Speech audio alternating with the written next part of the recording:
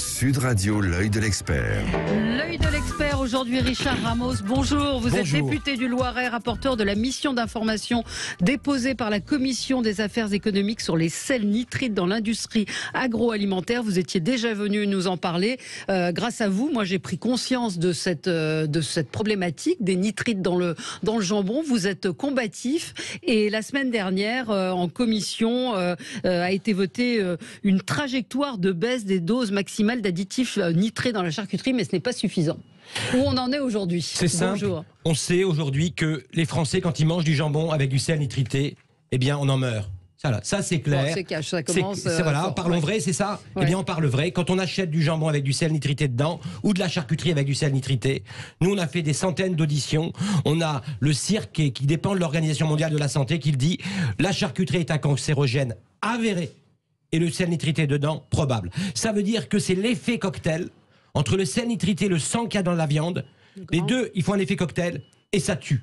Mais ça tue pas instantanément. Ça tue pas instantanément. Mais est-ce qu'il faut en manger des quantités industrielles, justement, pour qu'il y ait un effet 4000 morts par an, disait Axel Kahn, le président de la Ligue contre le cancer.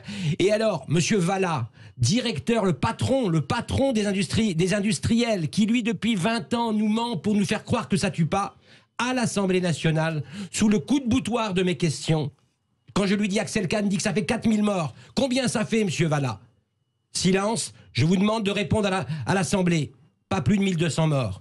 Ça veut dire qu'il reconnaissait pour la première fois en France, monsieur Vallat, que ça tuait. Et donc, le combat, c'est un combat aujourd'hui qu'on a mené. On a gagné, j'aime le jambon de montagne également, une victoire d'étape, mais sans se picouser comme Alain Virenque les jambons pour pouvoir monter plus vite. Oui, mais Richard Virenque. Richard Virenque, pardon. Mais est-ce que c'est le nitrite qui tue ou est-ce que c'est la charcuterie, c'est-à-dire le gras qui obstrue les artères? C'est l'alimentation. C'est vraiment, vous dites, le cocktail. Ce qui tue, c'est l'effet cocktail entre le sel nitrité et le sang qu'il y a dans la viande. Je ne rentre pas dans les détails, c'est ce qu'on appelle des nitrosèmes. Cet effet cocktail-là est mortifère.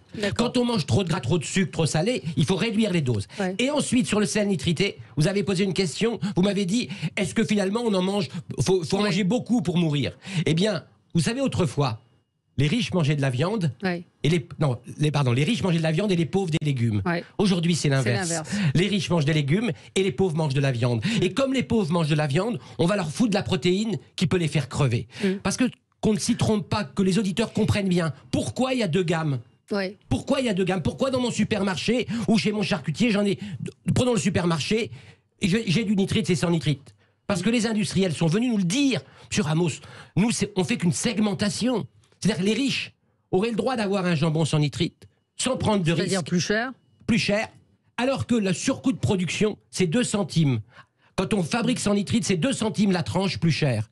Alors qu'eux, ils revendent jusqu'à 60 centimes plus cher la tranche. Donc je fais du fric sur les riches, les bobos, qui se disent « je vais pas mourir », et sur les pauvres, eux, ils auraient le droit de crever. C'est-à-dire, est-ce qu'on laisse en France deux alimentations, une pour les pauvres avec un risque et une pour les riches qui auraient le droit de ne pas mourir. Mais pourquoi on met des nitrites dans le jambon? Moi, j'avais reçu effectivement un fabricant qui expliquait que c'était indispensable à la fabrication du jambon. Oui. Par exemple, le charcutier qui fait, il y en a plus beaucoup, le charcutier qui fait son jambon, est-ce qu'il met des nitrites? Alors, il y en a qui en mettent, il y en a qui en mettent pas. Alors pourquoi les industriels vous disent, si vous enlevez le nitrite, c'est le retour d'une maladie incroyable, le botulisme. C'est-à-dire, en fait, ils disent, nous, on est obligé d'en mettre parce que si on n'en met pas, ça hygiénise, je dirais, les jambons. On va avoir le retour du botulisme. Manque de bol, les faits sont là. Quand vous allez dans votre supermarché, vous voyez, aujourd'hui, il y a beaucoup de sans nitrite. Des centaines de millions de tranches, centaines de millions de tranches mangées sans nitrite. Retour du botulisme, 0. Charcuterie de Corse, toute la charcuterie de Corse française, sans nitrite, 0 botulisme. Le jambon de Parme, 0 botulisme. Et donc tout ça, c'est des mensonges. Ces gens sont des voyous. Pourquoi est-ce qu'ils mettent des nitrites? Parce que quand vous mettez du nitrite plus un peu de poudre de perlimpinpin, par exemple, vous allez retenir de l'eau dans le jambon. Vous allez presque, avec 1 kilo de viande, en faire gonfler. Et donc, le faisant gonfler, vous vendez aux pauvres de l'eau à la place de la viande. Et autre chose, la fameuse couleur rose. À nos auditeurs. Voilà, ça c'est leur argument principal, c'est de dire, si on met pas de nitrite, le jambon va être gris et on n'en vendra plus. Formidable. Donc ça, c'est pas vrai. Formidable. Le jambon rose. Et quand vous allez chez votre boucher, qu'est-ce que vous demandez comme tranche de jambon? Vous dites quoi? Vous dites, je veux une tranche de jambon blanc. si on l'a appelé jambon blanc, c'est qu'il n'était pas rose. Ouais. Sinon, on l'aurait appelé jambon rose. Jambon rose, ouais. Eh bien, c'est encore une fois... Vous voyez, c'est encore une fois... Ce rose, c'est du marketing. Mais comme on l'a appelé jambon blanc, il était blanc. Oui, il était blanc pâle rosé. Blanc pâle, voilà. Donc, ces gens, c'est le fric. C'est-à-dire, et moi qui suis un parlementaire, pardon de dire ça, c'est économique contre politique. Et je vais vous dire quelque chose ce matin, auquel, en venant, sachant que je vous avais en face de moi, si on ne répond pas, nous, les politiques, à ce genre de dossiers qui sont la vie quotidienne des Français, eh bien, si on pense que des associations, la Ligue contre le cancer, des entreprises citoyennes, Yuka, qui est cette application qui vous aide à acheter, est plus forte que la loi, eh bien, les gens bouderont encore les urnes et il n'y aura plus de démocratie. C'est-à-dire qu'aujourd'hui, le combat qui est le mien, c'est de faire en sorte que la loi protège. Le jour où la loi, elle ne protège plus, que c'est à côté de la loi que ça protège mieux, eh bien, la démocratie, elle est en danger et elle l'est déjà gravement. Oui, mais vous, à l'Assemblée, c'est pas simple, votre combat. Vous êtes pas... Il y a des lobbyistes, évidemment, de tous ces industriels. Ils sont partout, les lobbyistes. Bah, partout. Oui. Moi, vous savez, je suis un député, comme je dis, je suis un gazier de base. Je suis un député rural. Ils sont partout. Parce que vous voudriez quoi? Que la loi dise quoi? Qu'elle interdise le nitrite, l'emploi des nitrites? Oui, moi je dis simplement, il faut interdire le nitrite dans la charcuterie. Je dis bien dans la charcuterie. Moi, ça m'intéresse pas tout ce qu'on a voulu m'enfumer en me disant 1000 nitrites dans les légumes, etc. Ouais. Moi, c'est l'effet cocktail. Il faut l'interdire à 5 ans. C'est-à-dire, on laisse une marge de progression, parce qu'on va me dire que sinon, ceux qui ont fait des investissements, mais on doit interdire. Et on va y arriver. Ouais. Là, il y a eu une première avancée, tout de même. Hein. Il y a une première avancée, parce que, vous savez, moi, je pense à Axel Kahn. J'ai discuté avec Axel Kahn jusqu'au dernier jour de sa mort. Et Axel Kahn, d'abord, il me disait, Richard, il n'y a pas de combat qui ne se gagne pas si on ne les mène pas. Voilà. Oui. Et donc, et surtout, madame, quand les combats sont justes, c'est-à-dire quand le combat est quelque chose qui est juste, qui est quelque chose qui est... j'ai eu la chance, alors que j'ai eu des pressions jusqu'au samedi pour que je retire ma loi. Jusqu'au samedi. C'est quoi des pressions? Racontez-nous. Non, les pressions, c'est des gens du gouvernement qui vous disent, Richard, cette loi-là, elle est peut-être pas prête, etc. Alors que je suis dans la majorité présidentielle. Donc des pressions. Les lobbyistes fabriquent des choses. Un truc très simple. Je vais vous raconter à vos auditeurs comment marchent les lobbyistes en France. C'est très simple. Ils font 3 choses. La première, ils fabriquent du cognitif faux. Ça veut dire quoi? Je fabrique de la pensée fausse. Par exemple, je donne à l'INRA 1,8 million, moi industriel, pour faire une étude sur le nitrite. C'est moi qui paye. Et donc, on sait déjà que, comme c'est moi qui paye, l'étude est faussée. Donc, avec cette étude, c'était monsieur Benoît Pierre. Ils vont faire une étude fausse parce qu'ils sont payés par les industriels. Mais ça, il faut aller le chercher. Moi, je ne l'avais pas vu. On a cherché. Et donc, je fabrique du cognitif faux. Ça, je ne sais pas, c'est pas diffamatoire ce que vous dites. Vous êtes en train d'accuser. Qu'on m'attaque. D'accuser l'INRA. J'attaque. Voilà. Je dis simplement. Vous dites que l'INRA je dis que l'INRA de Toulouse a produit des rapports et là, en faveur. Ils l'ont retiré pour l'instant parce que je l'ai découvert. Et des rapports qui étaient payés par les industriels. Et que là, ce sont des grands coquins parce qu'ils ne disent pas qui paye. Et donc, là, je dis, vous êtes malhonnête. Il faut dire qui paye quand vous faites une étude. Est-ce que parce qu'ils payent et que l'étude est favorable, je pousse le raisonnement jusqu'au bout, c'est forcément faux? Je ne dis pas que c'est faux, mais il faut vous le dire, madame. Je veux dire, il ne faut pas cacher. Si vous cachez qui a payé, c'est bien qu'il y a un petit loup qui est derrière. Donc, je fabrique du cognitif faux. Ensuite, je prends 2-3 chercheurs, monsieur Le Cerf à l'Institut Pasteur, qui est vendu aux industriels. On le voit sur tous les trucs à vendre des industriels. Mais allez-y en diffamation. Oui, ce que je vous dis, c'est je vais avec eux au procès, qu'on y aille Vous l'avez déjà dit, bien sûr, je l'ai déjà dit. Jamais été eh ben non, allez-y, venez. J'ai Madame Parent-Massin qui écrit des faux rapports, qui a une boîte qui facture aux industriels, qui viennent. Tout ça, c'est une puissance qui est en train de tuer les Français. Je ne laisserai pas faire ça. Moi, le jour où j'ai plus ces combats-là que je crois juste, j'arrête de faire de la politique. Voilà. Et donc ces gens-là, ils peuvent venir. Après, une fois qu'on a fait le cognitif faux, la connivence. On invite les députés, on invite les sénateurs au restaurant, on crée de la connivence. Souvent chez Françoise, à côté de l'Assemblée nationale, où il y a un petit restaurant, on y va, on y met quelques petits fonctionnaires là-dedans. Ils disent, mais moi on m'invite. Quand on m'invite, j'y vais. Je regarde mes ennemis. Voilà. Et donc, on y va, on mange. Et puis après, quand il faut appeler pour la loi, comme on a mangé bien ensemble, tu pourrais pas me donner un coup de main sur ce texte-là? Et le dernier truc, c'est le discrédit. Et il est barjot, le député Ramos. Regardez comment il s'énerve sur cette affaire-là. Donc, oui, il n'est pas crédible. C'est pas un parlementaire. Regardez comment il parle. Voilà. Et donc, le discrédit. Donc, 3 méthodes, toujours la même. Fabriquer de la pensée fausse. Mais, Connivence et discrédit. Mais néanmoins, vous avez avancé. Parce que moi, je me suis fait la réflexion en allant au supermarché hier ou avant-hier. Je voyais le nombre de jambons sans nitrite, c'est considérable. C'est presque devenu même la majorité aujourd'hui. Pas encore pas la majorité, mais on est passé de 0 à 15% déjà. Oui. Et on a gagné le combat dans la société. Mais vous vous rendez compte? Mais il est toujours rose, le jambon, je me suis fait la réflexion. Parce qu'ils ont trouvé une méthode. Il y a un auditeur qui nous dit, est-ce que c'est pas pire ce par quoi ils vont remplacer les nitrites? Alors, il a raison, l'auditeur a raison, il faut faire très attention. Alors, ils ont à un moment donné, certains, voulu tricher avec des bouillons. Donc, en gros, on mettait du céleri où il y avait du nitrite dedans. D'accord, du nitrate, pardon.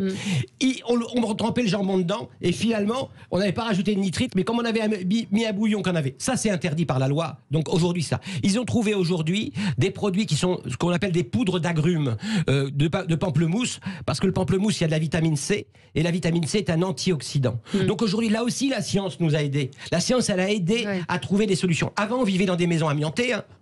Et tant qu'on n'a pas arrêté, on ne savait pas que c'était mauvais. Hein. Ouais. On est à cette même hauteur-là. Et pourquoi ils le font? Parce qu'ils veulent gagner du fric. Parce qu'un jambon sec, quand je mets du nitrite, au lieu de le sécher en 12 mois, je le sèche en 3 mois. Ouais. Et donc, c'est une question d'argent. Et donc, tant que j'ai envie de dire, ça tue pas. Ouais. Allez, les combats sont moyens. Ouais. Mais on peut pas laisser les pauvres penser qu'ils sont en train de se nourrir alors qu'on est en train de les faire crever. C'est impossible. Et chez le charcutier, il y a du nitrite ou pas dans le jambon charcutier? Moi, je suis très content parce qu'on a repéré à peu près 400 charcutiers français, des tout petits, hein, sans nitrite. Ouais. Ça veut dire que c'est possible. Ça veut dire que c'est possible. Mais alors, là où c'est des voyous, c'est qu'en fait, les petits charcutiers français, quand ils font une recette, ils regardent leur Bible, ça s'appelle le code de la charcuterie. C'est un peu comme un livre de recettes qui est codifié pour les charcutiers. Mais la ficte, là, les nouvelles recettes sans nitrite, ils ne mettent pas dans le code des charcutiers. Donc le petit charcutier, son problème, il n'est pas technique. C'est qu'il va être formé. Exactement. Et je remercie les écoles de charcuterie d'Aurillac, de Paris, d'aujourd'hui former nos charcutiers à faire du sans nitrite. Il n'y en a que dans le jambon, des nitrites? Il y en a partout. Partout. Dans le jambon, dans le saucisson, dans le pâté, dans la rillette, dans le foie gras. Partout, ils en mettent. Alors que ça sert à rien. Ça sert à rien.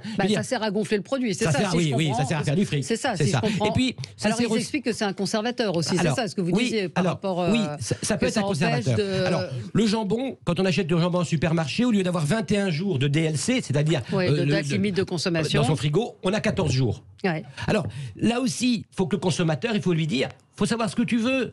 Soit tu veux manger sainement, soit tu veux manger pas sainement avec des produits qui sont des produits de merde. Ouais. Je veux dire, c'est ça qu'il faut dire aussi au consommateur. Responsabilise-toi. Ouais. Voilà. Manger moins, mais mieux. Voilà. Et puis, petite chose au Parlement, mon texte de loi a été voté par tous les partis politiques. Ouais. France Insoumise, communiste, socialiste, UDI, LR, qui étaient un petit peu réticents sur le reculoir. Ils ont voté le texte. Et donc, c'est une belle avancée. Donc, vous avez gagné une première manche. Mais les députés sont contre les interdictions tout de suite, c'est ça? Oui. C'est quoi le calendrier? Alors, là, on va avoir au mois de juin le retour de l'ANSES. L'ANSES, vous savez, c'est cet organisme qui dépend de l'Agence nationale pour la sécurité alimentaire. Exactement. Et donc, on va pouvoir, là, faire une étude. Ils ont fait une étude sur le sujet. Moi, j'étais très inquiet sur l'ANSES parce que je vois les connivences, pour être poli. On va attendre juin leur rapport, mais ce qui est sûr, c'est que l'ANSES ne pourra pas répondre à côté des questions qu'on a posées. Parce que pendant 50 ans, quand vous posiez cette question, est-ce que ça tue, on vous répondait sur les nitrites dans les légumes. Ouais. C'est ça. Alors que moi je dis, c'est l'effet cocktail qu'on cherche. C'est l'effet cocktail, on a bien compris. Et donc là, ils vont répondre. Et s'ils répondent pas de ce que l'on croit nous, parce que le cirque, cet organisme, a déjà dit que c'était cancérogène, s'ils répondent, on le croit nous, en toute honnêteté, alors on ira très vite. Et donc, dès juin, on ira très vite. Donc, on va suivre ça, évidemment. Et quand il y a marqué sans nitrite, on est sûr que c'est sans nitrite. Ah, quand c'est nitrite, on est sûr que c'est sans nitrite. Bon, donc il vaut mieux choisir ce jambon-là. Vous savez, je sors, c'est pas pour faire la promo du livre, un livre sur les additifs en juin, aux éditions génial, Globe. Vous viendrez nous en reparler. Mais sur l'ensemble de ce qu'on met dans ce qu'on mange. Moi, on a le droit de vendre de la merde aux gens, mais il faut que ça soit marqué sur l'étiquette. C'est-à-dire que moi, vous avez le droit parce que vous n'avez pas le droit de mentir. Vous avez par exemple des vignerons. Oh, ça serait un scandale, ça. Mais on va s'attaquer à des sujets durs. Les vignerons, par exemple. Est-ce que vous croyez que c'est normal quand vous mangez un yaourt? Il y a marqué sur le yaourt arôme naturel ou arôme pas naturel. C'est une obligation. Quand vous buvez une bouteille de vin, il n'y a pas d'obligation. Et vous avez certains vignerons qui mettent des poudres aromatiques exogènes. Ça veut dire que le goût de machin, il n'est pas issu de ma façon de faire le vin.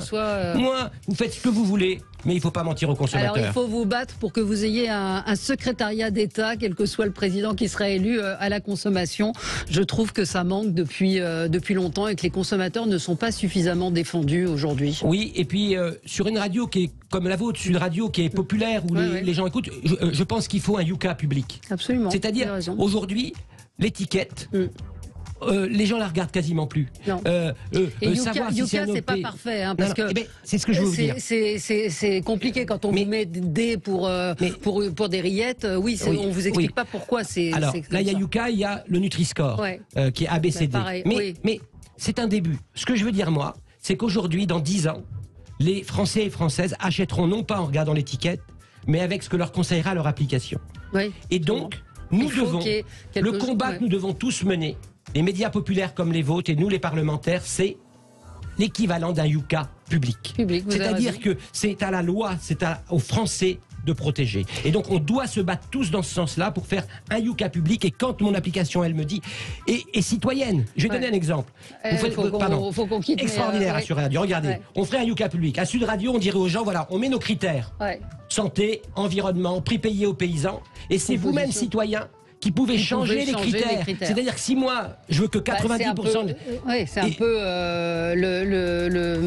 je ne vais pas trouver ce qu'a fait avec le lait, les œufs... Un peu c'est qui le patron. Voilà, c'est qui le patron. Un peu c'est qui le patron avec M. Chaban. Où on a mis les critères. On aurait quelque chose de citoyen. C'est très très important parce que on doit... Et avec un outil extraordinaire que personne ne sait, qui s'appelle 60 millions de consommateurs, qui n'est pas une association.